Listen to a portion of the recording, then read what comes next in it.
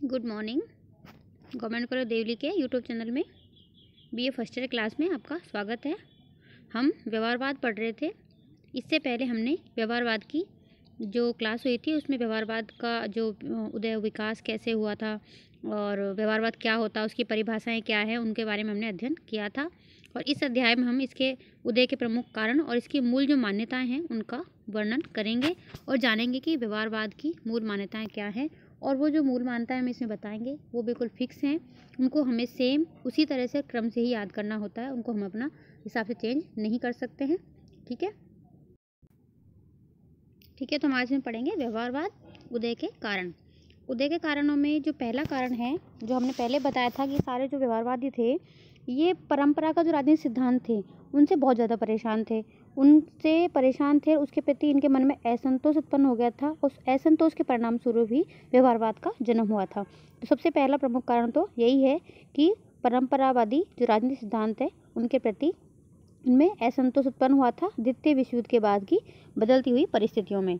उन परिस्थितियों में राजनीतिक परिस्थितियों की व्याख्या करने में जो पुराने सिद्धांत थे वो असफल हुए थे। यानी कि सेकेंड वर्ल्ड वार के बाद में जो परिस्थितियाँ विश्व के सामने आई, विश्व की राजनीति जो देशों की राजनीति व्यवस्था में आई, उनकी व्याख्या पुराने सिद्धांतों द्वारा नहीं हो सकती थी। इसलिए वो सारी जो सिद्धांत हैं परंपरागत, वो उनकी व्याख्या करने में असफल हो गए थे। ठीक है, परंपरागत जो राज सिद्धांत है उसके दोष तथा सैद्धांतिक जो कठोरता ने राजनीतिक सिद्धांतकारों में असंतोष की भावना को उत्पन्न किया। यानी किन किन चीज़ों की वजह से असंतोष उत्पन्न हुआ था? पुराने राजनीतिक सिद्धांतों में दोष थे, उनकी वजह से, उनके सिद्धांत बहुत कठिन थे, कठोर थे, उनकी वजह से इनमें असंतोष की भावना को जन्म हुआ। इस कारण इन्होंने ऐसे तथ्यों की खोज की जिनसे व्यवहारवादी क्रांति की नींव डली। दूसरा कारण है खुद सेकेंड वर्ल्ड वार ने क्या किया था कि द्वितीय विश्व युद्ध की जो तत्काल आवश्यकता है उसने राजनीतिक विज्ञान को नई चुनौतियां दी हैं। राजनीतिक विज्ञान के सामने, सेकेंड वर्ल्ड वार के सामने ऐसी परिस्थितियां उत्पन्न हो गई थी कि व्यवस्थाओं के सामने नई चुनौतियां आ गई थी। जब राजनीतिक विद्वानों ने अपने सिद्धांतों को नई परिस्थितियों के संदर्भ में जांचा परखा तो उन्होंने राजनीतिक यथार्थ के प्रतिकूल अपने आप को पाया। इसलिए राजनीतिक विद्वानों ने अपने शास्त्र की इस कमी को दूर करने के लिए फिर नए नए दृष्टिकोण, नई नई तकनीकों की तलाश शुरू कर दी थी, जिससे कि ऐसे सिद्धांतों का निर्माण किया जा सके जो अन्य प्राकृतिक विज्ञानों के समान ही तथ्यों का अध्ययन करे और उसके बाद निश्चित भविष्यवाणी करने में समर्थ हो सके। इसी से ही व्यवहारवाद लोकप्रिय हुआ था। ठीक है, अब आता है कुछ यूरोपीय विद्वानों ने भी इसमें योगदान दिया था व्यवहारवाद को विकसित करने में। ऑगस्ट काम्टे, दुर्खिम, मार्क्स, ये जो राजनीतिक विद्वान हैं इन्होंने व्यवहारवाद के लिए अनुकूल परिस्थितियां पैदा की थी। काम्टे ने अनुभववादी पद्धति को विकसित किया। याद रखना है काम्टे की अनुभववादी पद्धति, और वैज्ञानिक प्रविधियों को सामाजिक तत्वों पर लागू किया। मार्क्स ने क्या किया? सर्वप्रथम राजनीतिक कार्यों की सामाजिक संदर्भ में व्याख्या की है। जितने भी राजनीतिक कार्य होते हैं उनकी सामाजिक संदर्भ में व्याख्या की। दुर्खिम ने क्या किया? राजनीतिक व्यवस्थाओं के संरचनात्मक प्रक्रियात्मक दृष्टिकोण की व्याख्या की। इस तरह से यूरोपीय विद्वान हैं, इनके प्रयासों के कारण ही व्यवहारवाद का जन्म हुआ। ठीक है, अब आता है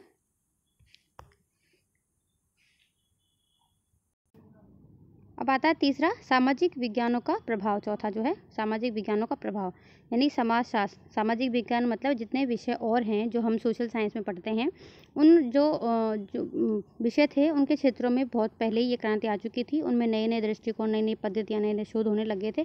उनका प्रभाव भी राजनीतिक विज्ञान पर पड़ा था। ठीक है, इससे क्या हुआ था कि नए नए दृष्टिकोणों का विकास हुआ। राजनीतिक विद्वानों ने इस परिवर्तन को देखकर स्वयं भी राजनीतिक शास्त्र को व्यवहारिक बनाने का प्रयास शुरू कर दिए थे। उन्होंने एक अंतरशास्त्रीय दृष्टिकोण अपनाने पर जोर दिया और व्यवहारवाद का विकास किया। अंतरशास्त्रीय का मतलब है अन्य समाज विज्ञानों के साथ में अपना आप को जोड़ के रखो, उनके अंदर जो भी चीज़ें होती हैं उनको अपने यहाँ पर अपनाओ और उनसे कुछ सीखना है। यानी कि कोई भी सब्जेक्ट है, कोई भी विषय है, वो अपने आप में अलग नहीं है, वो किसी न किसी रूप में सबसे जुड़ा हुआ है सारे शास्त्रों से। क्यों? क्योंकि सबका जो अध्ययन केंद्र बिंदु मानव है और मानव के विभिन्न पक्ष होते हैं, और किसी मानव का अगर अध्ययन करना है तो किसी एक पक्ष के साथ उसका अध्ययन नहीं कर सकते। ठीक है, अगला है राजनीतिक संस्थाओं की स्थापना, यानी कुछ ऐसी राजनीतिक संस्थाओं की स्थापना हुई थी अमेरिका में जिन्होंने व्यवहारवाद के विकास में योगदान दिया था। जैसे 1903 में जो अमेरिकन पॉलिटिकल साइंस एसोसिएशन की स्थापना हुई थी। कब हुई थी? 1903 में हुई थी। कहाँ हुई थी? अमेरिका में हुई थी। इन जो इसकी स्थापना हुई थी, इसने राजनीतिक शास्त्र में व्यवहारवादी शोध के कार्य को शुरू किया। इसके साथ ही सोशल साइंस रिसर्च काउंसिल की स्थापना हुई थी, उसने व्यवहारवाद के विकास करने में अपना योगदान दिया। और 1940 में सेंटर फॉर एडवांस स्टडीज़ की स्थापना हुई, इसने व्यवहारवाद को प्रोत्साहन मिला था। इन सब में राजनीति विज्ञान के जो नए सिद्धांत थे उनका अध्ययन किया जाता था और उसके अंदर व्यवहारवाद का इनमें विकास हुआ था। अब आता है नई तकनीकी का प्रयोग। नई अध्ययन तकनीकियों का फिर प्रयोग होने लगा था, उसकी वजह से व्यवहारवाद का विकास हुआ था। इसके अंतर्गत शोध कार्यों में आई नवीन तकनीकी नवीनताओं ने व्यवहारवाद की आवश्यकता को अनुभव किया। यानी कि जो शोध कार्य हो रहे थे, रिसर्च वर्क हो रहे थे, उनमें नई नई तकनीकों का प्रयोग किया जा रहा था। उस प्रयोग ने भी व्यवहारवाद की आवश्यकता का अनुभव किया कि अब पुरानी तकनीकों से काम नहीं हो सकता, हमें नई टेक्निक को अपनाना पड़ेगा। राजनीतिक विचारक गणितज्ञों की तरह आंकड़े एकत्रित करने लग गए थे, क्योंकि जब भी शोध होते हैं उसमें डेटा इकट्ठे करने पड़ते हैं। कंप्यूटर का आविष्कार हो गया था, ज़्यादातर काम कंप्यूटर पर डिपेंड हो गया था और इससे क्या हुआ था, जो शोध कार्य में तेजी ला दी थी। औद्योगिक क्रांति, संचार तकनीकी का विकास आदि ने भी व्यवहारवाद को महत्वपूर्ण बना दिया था। जो द्वितीय विश्व युद्ध हुआ था, यानी सेकेंड वर्ल्ड वार हुआ था, उसके बाद राजनीतिक चुनौतियों का सामना करने के लिए, सेकेंड वर्ल्ड वार के बाद जो राजनीतिक चुनौती आई देशों के सामने, उसका सामना करने के लिए तथा अंतर्राष्ट्रीय संबंधों का अध्ययन व्यवहारिक दृष्टि से करने पर ज़्यादा जोर दिया जाने लगा। इस तरह युद्ध की समाप्ति के तुरंत बाद ही व्यवहारवाद एक व्यापक बौद्धिक आंदोलन बन गया था। ठीक है, अब आती हैं मेन पार्ट। जो व्यवहारवाद का जो मेन इम्पोर्टेंट पार्ट है वो है इसकी मान्यताएं, मूल मान्यताएं। ठीक है, मूल मान्यताएं होती हैं और या इनको विशेषताएं भी कहती है। लेकिन यहाँ पर क्या, कुछ लोगों ने मान्यता अलग दी, फिर विशेषताओं को अलग बताया। तो जो ईस्टन है, जो इसका प्रमुख प्रतिपादक है, डेहल कैटलिन, ये समाजशास्त्री हैं। इन्होंने व्यवहारवाद की 4 मान्यताएं बताई हैं। क्या कि पहली क्या बताइए कि अध्ययन की इकाई छोटी होनी चाहिए। क्यों? व्यवहारवादी ये मानते हैं कि अध्ययन की इकाई अगर बड़ी होगी तो अध्ययन गहन हो जाएगा। बड़ी होगी तो न तो अध्ययन गहन होगा, न ही अध्ययन के परिणाम उपयोगी व सार्थक सिद्ध होंगे। इसलिए उपयोगी निष्कर्षों के लिए अध्ययन की इकाई कैसी होनी चाहिए? छोटी। क्वेश्चन आता है, यानी हम आप क्वेश्चन पूछ सकते हो कि अध्ययन की इकाई कैसी होनी चाहिए व्यवहारवाद में? व्यवहारवाद में अध्ययन की इकाई छोटी होनी चाहिए, जिससे कि गहनता से अध्ययन किया जा सके और उपयोगी और सार्थक परिणाम निकाले जा सकें।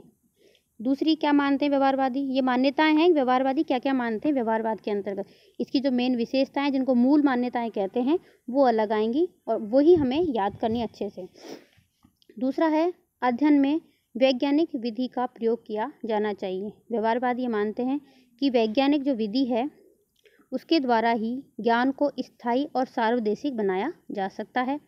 इसके द्वारा ज्ञान गहरा, सत्य और निष्पक्ष बनकर विश्वसनीय बनता है। इसलिए हमें निरीक्षण, अनुभव, प्रयोग पर आधारित वैज्ञानिक विधि के द्वारा ही अध्ययन करना चाहिए।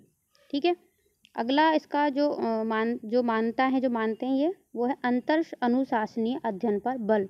ये क्वेश्चन आता है एग्जाम में कि अंतर अनुशासनीय अध्ययन क्या होता है।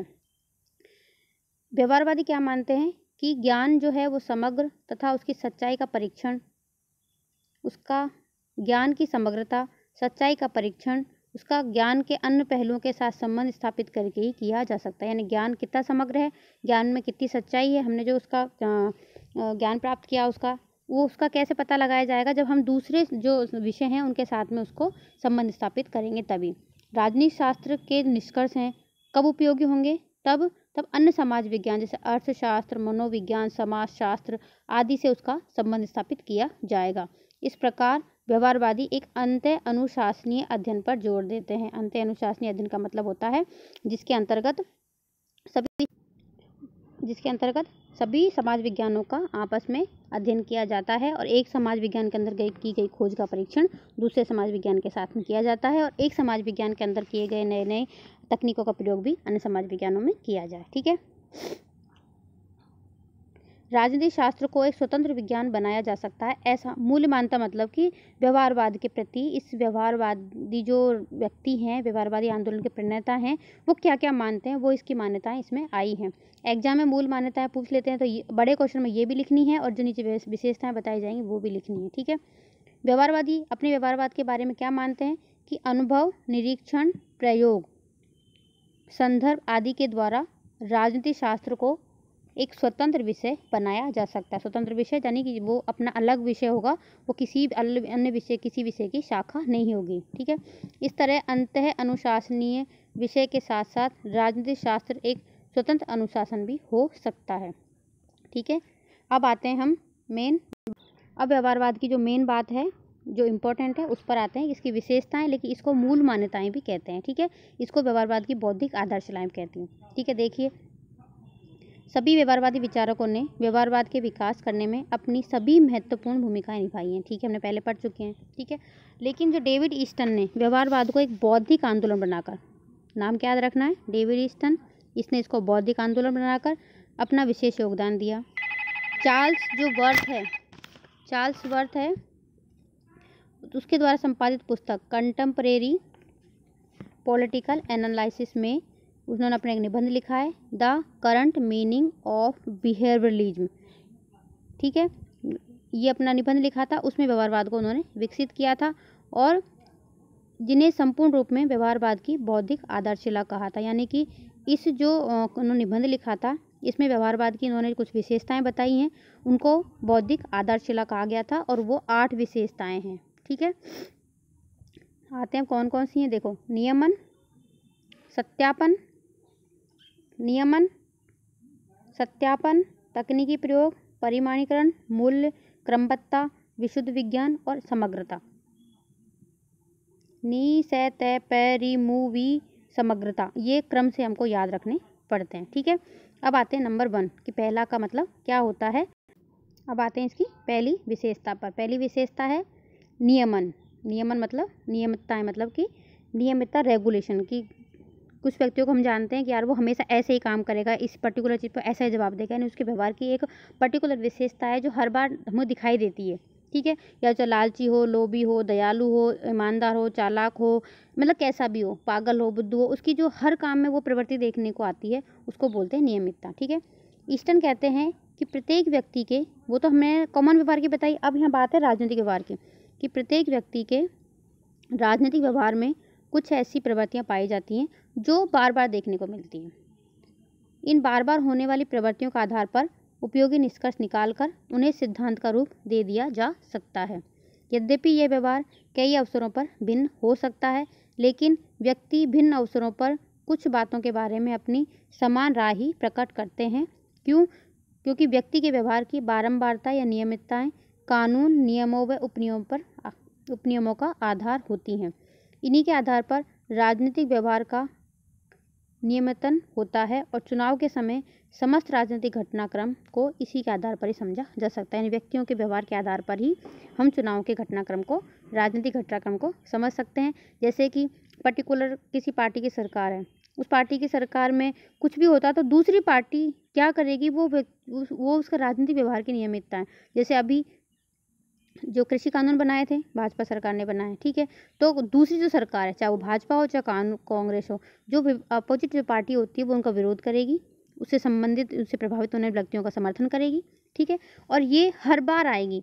इनसे क्या होगा, जब भी चुनाव आएंगे तो उससे व्यक्तियों के जो घटनाक्रम होने वाला राजनीतिक, उसको समझा जा सकता है। उसके आधार पर हम ये निष्कर्ष निकाल सकते हैं कि जब भी कांग्रेस चुनाव में खड़ी होगी तो जिन जो लोगों का समर्थन वो कर रही है, जैसे जब भी कृषकों कर रही है, वो लोग उसको वोट देंगे। ठीक है। ऐसी भविष्यवाणी की जा सकती है, लेकिन ये इसके जो निष्कर्ष हैं वो जरूर नहीं हर बार सही निकलें। ठीक है।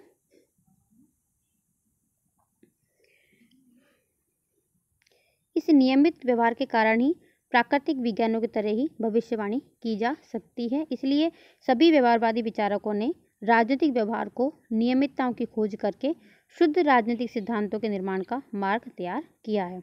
अब आता है सत्यापन। सत्यापन का मतलब है किसी चीज़ की जांच करना। जो मानव का राजनीतिक व्यवहार था उसकी हमने नियमितताओं का सामान्यीकरण किया, निष्कर्ष निकाले और उनका सत्यापन होना चाहिए। यानी जो व्यवहार, राजनीतिक व्यवहार बार बार सी में दिखाई देता है, रिपीटेशन उसमें हो रहा है, उसका सत्यापन करना। सत्यापन एक क्या है? वैज्ञानिक विधि है। ठीक है। जब नियमितताओं की जांच या परीक्षण हम नहीं कर सकते तो वैज्ञानिक सिद्धांत का मार्ग रुक जाता है। यानी किसी व्यक्ति के व्यवहार का, किसी भी संस्था के व्यक्ति के राजनीतिक व्यवहार में जो नियमितताएं हैं, उनकी अगर हम जांच नहीं कर सकते तो हम उस पर वैज्ञानिक सिद्धांत नहीं बना सकते। जैसे चुनाव के समय मतदान व्यवहार के बारे में उपयोगी निष्कर्ष सत्यापन विधि द्वारा ही निकाले जा सकते हैं। इस तरह समस्त राजनीतिक घटनाओं को समझने के लिए नियमितताओं का सत्यापन होना जरूरी है। इसलिए व्यवहारवादियों ने राजनीतिक व्यवहार की जो नियमितताएं हैं उनका परीक्षण और सत्यापन पर ज़्यादा जोर दिया है कि व्यक्तियों का जो राजनीतिक व्यवहार होता है उसमें जो नियमितताएं होती हैं, रेगुलेशंस होते हैं, उनका सत्यापन करना बहुत ज़रूरी होता है। तभी हम वैज्ञानिक निष्कर्ष निकाल सकते हैं, वैज्ञानिक सिद्धांत बना सकते हैं। तकनीकी या प्रविधि या नई नई टेक्निक्स का प्रयोग करना। व्यवहारवादी अध्ययन के आनुभविक तरीकों, पद्धतियों और प्रविधियों पर बहुत जोर देते हैं। यानी व्यवहारवादी जो हैं वो चाहते हैं कि अध्ययन में वैज्ञानिक पद्धतियों का प्रयोग किया जाए, वैज्ञानिक तरीकों का प्रयोग किया जाए, वैज्ञानिक तकनीकों का प्रयोग किया जाए।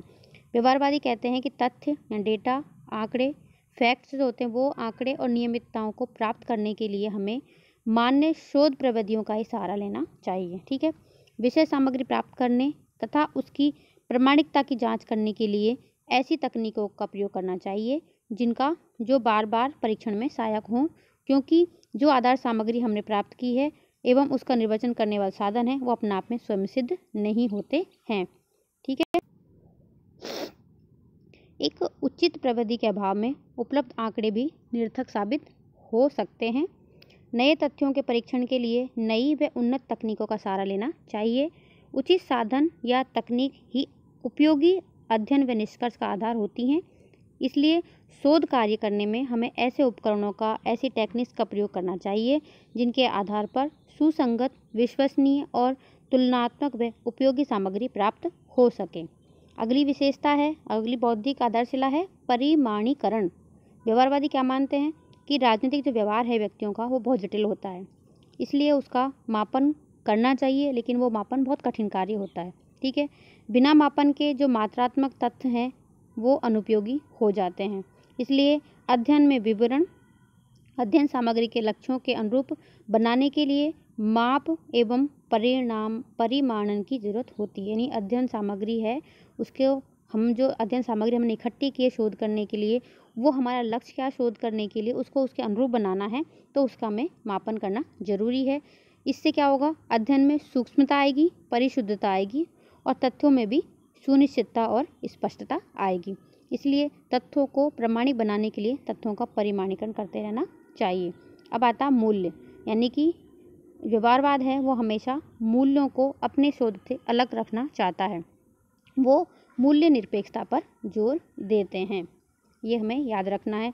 वो क्या मानते हैं कि जो मूल्य और तथ्य होते हैं इनमें कोई संबंध नहीं होता। मूल्य मतलब हमारी जो भावनाएं होती हैं, हमारी नैतिकता होती है, हमारे दया, ममता, जो ऐसी फीलिंग्स होती हैं ना, इनको शोध से अलग रखना चाहता है। जैसे कि डॉक्टर ऑपरेशन करता है तो वो ऑपरेशन करते हुए फीलिंग को कंट्रोल करके एक व्यक्ति जो ऑपरेशन थिएटर पर पड़ा रहता है सीट पर, वो उसको एक इलाज के हिसाब से कि वो एक बीमार आदमी है, उसका इलाज करना है, एक बीमार शरीर है, वो सोचकर उसका इलाज करता है। वो फीलिंग कर ले कि ये तो मेरा बेटा है, बहन है, तो वो शायद ऑपरेशन करने में थोड़ा उसका हाथ झिझक सकता है। इसलिए जो व्यवहारवादी कहते हैं कि ऐसी जो मूल्य हैं, ऐसी जो फीलिंग्स हैं, ऐसी भावना है, इनको हम अगर अध्ययन के साथ में जोड़ के रखेंगे तो हम कोई भी सटीक जो निष्कर्ष नहीं निकाल पाएंगे। इसलिए हमारा जो अध्ययन है वो मूल निरपेक्ष होना चाहिए।